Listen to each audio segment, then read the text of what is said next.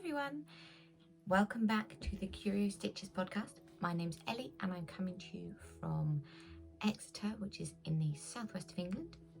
Today is Tuesday the 29th of September, so we're nearly in October, which is exciting.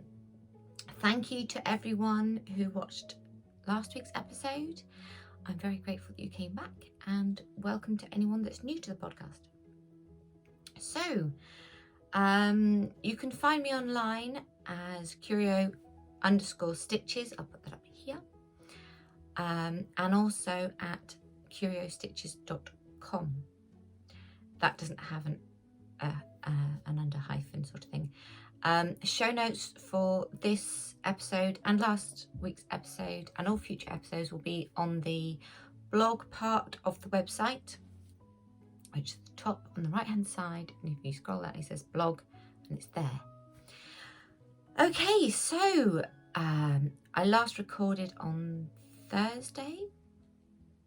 Having talked to my friend Shy, I am going to be recording on a Tuesday and a Friday. So yes. So today I have not really got a lot to talk about. It's only been a few days and I'm getting my head together and working on my own pattern designs. Rewind. Okay, so I am an indie dyer, so I'm the dyer behind Curio Stitches yarns. I am a project bag maker, notions pouch maker. I dye fibre, yeah,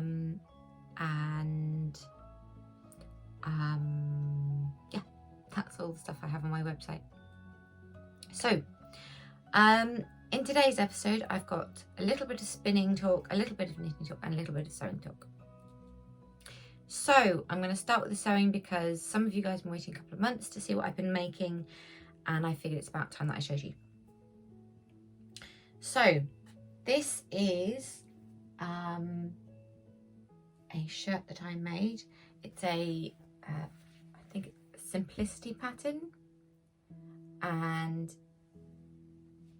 I accidentally, when I was doing the buttonholes, split from this buttonhole to this buttonhole using my seam ripper because it didn't have the bar at the top of the buttonhole when I was sewing it. And so when you're doing buttonholes, like on this one's absolutely fine, you can just split between the two rows of stitches and then go very slowly and gently and it just stops at the top. Well, it didn't, and I slipped and went straight from one buttonhole to nearly the next one up. So I had to sort of console myself a little bit and say it's okay still, you know. So I used this deer cotton fabric that I got at Crafters a few years ago, and yeah, it's really nice. I've worn it a few times. It's an absolute pig to iron.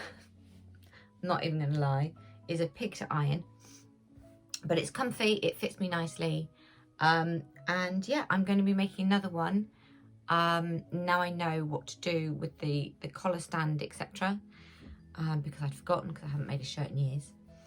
And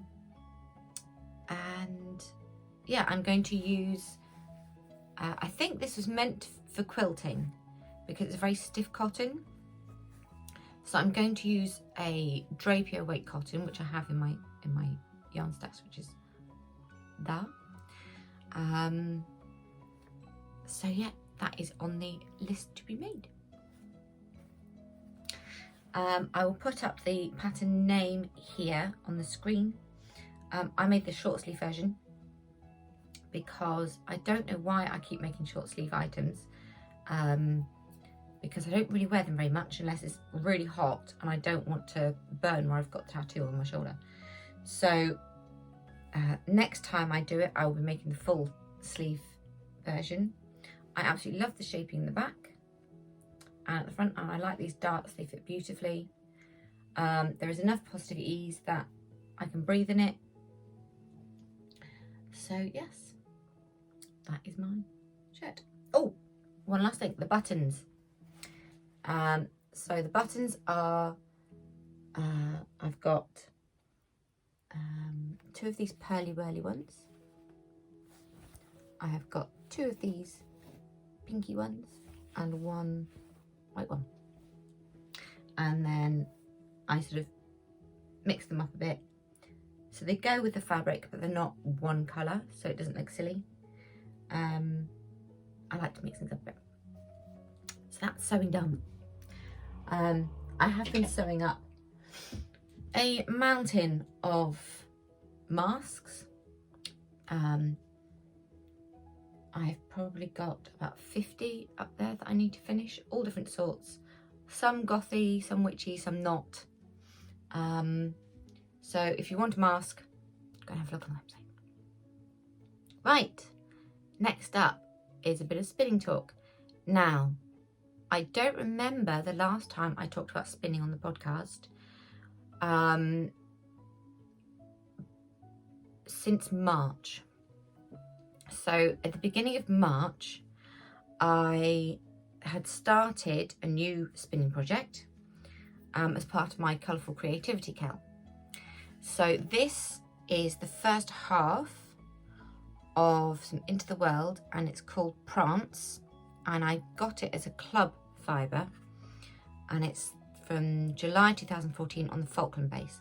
Now it's greens and blues, but it's also got in here this sort of plummy red and some more plums and things. So this is it in the bag. You're not gonna, oh yes, you can see okay. Sorry about the reflections. Most of these colours are underneath the blue and green. So this is half, and I shall spin this other half once I finish what I've got on the wheel, because on Friday I'll show you I've started a new spinning project on the wheel. So yes, so that is my spinning project. But that one's currently on hiatus. But I didn't want you to see it and go, oh, you finished that one. When did you work on that? This is it. I'm spinning this on my Ashford Kiwi 2 spindle, and these are those bobbins for that. So these are sort of medium bobbins, both ends the same size. Now I can actually fit 4 ounces on one of these bobbins. It's a bit snug, but I can. But I wanted to deliberately do a traditional 2-ply with this one. So each should be within a metre or so, hopefully, if I can spin it consistently. But isn't it pretty? Yes. So the other thing I want to talk about, the other thing I wanted to talk to you about with spinning is, I would say maybe 3-4 years ago, just after I moved into this house, I bought myself a fleece.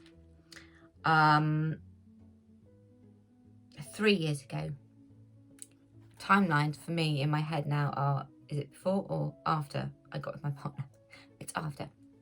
So I bought myself a Ryland fleece, and it was taped up really well. So well that I forgot about it because I couldn't smell it.